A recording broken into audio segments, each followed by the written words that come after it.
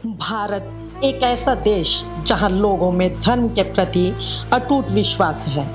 भिन्न भिन्न संस्कृतियों को मनाने वाले लोग यहाँ रहते हैं। परंपराओं के प्रति लोगों में यहाँ गहरी श्रद्धा व आस्था है। यहाँ सभी देवी देवताओं की भिन्न भिन्न स्वरूप बनाकर उनकी पूजा अर्चना की जाती है। प्रत्येक का अपना एक विशेष महत्व है। भिन्न भिन्न समय व स्थान के अनुसार सभी देवी देवताओं की पूजा अर्चना एक विशेष प्रकार से की जाती है। जहाँ बंगाल में नवरात्रि के समय माँ दुर्गा की आराधना की जाती है, वहीं महाराष्ट्र भगवान गणेश की पूजा के लिए जाना जाता है। महाराष्ट्र में भगवान गणेश की प्रतिमा बनाकर उसकी पूजा अर्चना की जाती है। फल, फूल, मिष्टान आदि तरह तरह के भोग भगवान की मूर्ति को लगाए जाते हैं और अंत में उसे जल में विसर्जित कर दिया जाता है। साथ ही उड़ीसा के पुरी में भगवान जगन्नाथ की रथ यात्रा का एक अलग ही उत्सव होता है। ठीक इसी प्रकार पानीपत भी अपनी एक विशेष परंपरा के लिए प्रसिद्ध है। यह परंपरा कई दशकों पुरानी है। दशहरे से करीब 40 दिन पूर्व इस उत्सव का आगाज हो जाता है और दशहरे के अगले दिन भरत मिलाप पर यह समाप्त होता है। इस दौरान पानीपत की गलियों, चौराहों व नुक्कड़ पर भिन्न भिन्न हनुमान सभाओं के सदस्य ढोल ताशा के साथ हनुमान जी की भक्ति में मगन झूमते नजर आते हैं।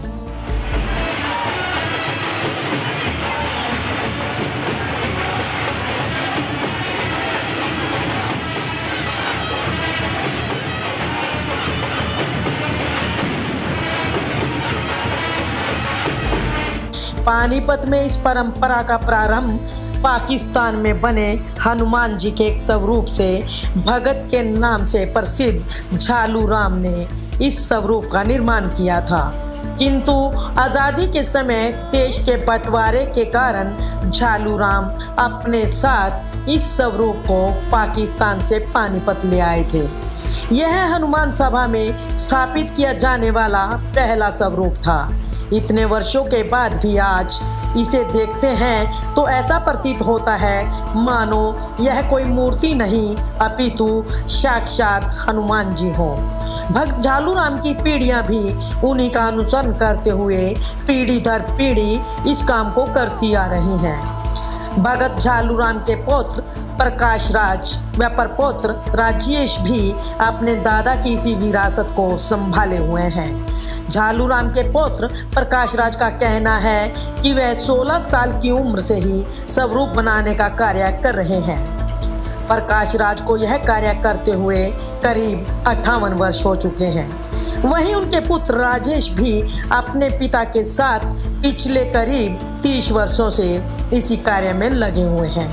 एक स्वरूप को अलग अलग डिजाइन के हिसाब से बनाने में जहां 1 से 2.5 महीने का समय लगता है, वहीं इसका मूल्य भी 10,000 से 30,000 रुपए तक होता है। ये जो ऊपर आपने मूर्ति देखी है ना, वो हमारे दादाजी पाकिस्तान से लाए थे, उन्होंने खुद बनाई थी और उनका कोई गुरु भी नहीं था। वो रात को जैसे सोते थे ना, उनको ख्याल आता था कि भाई मूर्ति बनाऊं, मेरा श्रद्धा थी उनमें। उन्होंने सवेरे वैसे बनाई, बनती गई ये।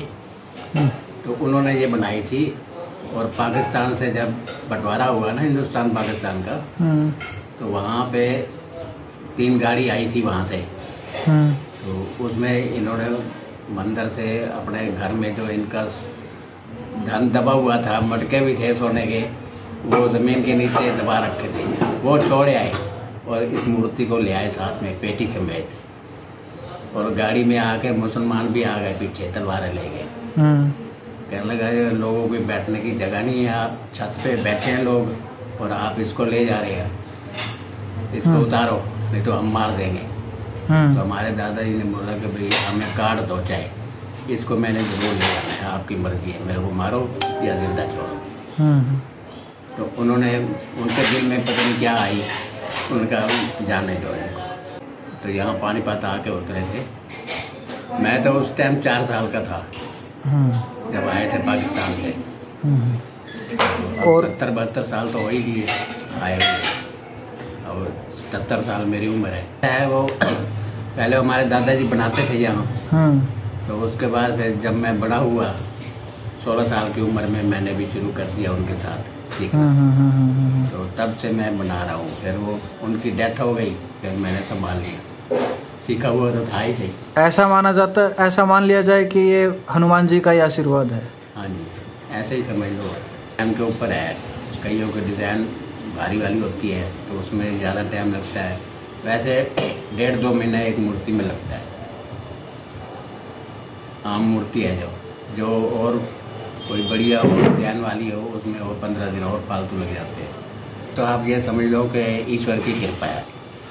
दूसरी बात श्रद्धा होती है। हम जो काम करते हैं श्रद्धा से करते हैं, बस उसकी श्रद्धा से वो साथ दिया जा रहा है।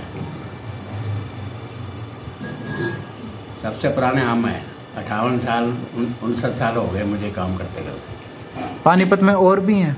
हाँ, और बड़े हैं कई। तो अब आए ना 5-4 सालों से बहुत आ गए, देखा देखी में तो करने लग गए कई। सर इसका कॉस्ट बताएंगे सर, कितना एक को बनाने में आ जाता है? इसकी कीमत कितनी होगी यदि किसी को स्वरूप बनवाना है? ऐसा कीमत 10,000 से लेकर 20-25 हज़ार 30 हज़ार तक है। जैसा कोई बनवाए वैसा बनवाए। किसी भी हनुमान सभा में यह स्वरूप ही सबसे महत्वपूर्ण होता है। सभा प्रारंभ होने के पश्चात बड़े धूमधाम से इसे लाया जाता है और हवन के पश्चात इसकी स्थापना की जाती है। सभा के सदस्य व महाराज 40 दिन का उपवास करते हैं और प्रातः और सायंकाल के समय नित्य स्वरूप की पूजा अर्चना की जाती है। हनुमान जी को समर्पित यह सदस्य व महाराज सात्विकता व ब्रह्मचर्य का पालन करते हैं। इन दिनों पानीपत की गलियों व चौराहों पर अपने सिर पर इन स्वरूपों को उठाए हनुमान सभा के सदस्यों को देखा जा सकता है। अपने शरीर पर हनुमान जी के नाम का सिंदूर लगाए यह सदस्य ढोल ताशा के साथ बड़ी धूमधाम से शोभा यात्रा निकालते हैं। भर्त मिलाप के पश्चात सभा के समाप्त होते ही हनुमान जी के इस स्वरूप को या तो उसी स्थान पर वापस लौटा दिया जाता है या फिर इसे किसी मंदिर में अर्पित कर दिया जाता है। इस तरह से यह क्रम प्रत्येक वर्ष इसी प्रकार चलता रहता है और सभी काम समाप्त होने के बाद हनुमान सभा के जितने भी सदस्य होते हैं वो सब लोग हरिद्वार में जाकर गंगा स्नान करने के बाद ही अपने घर में प्रवेश करते हैं।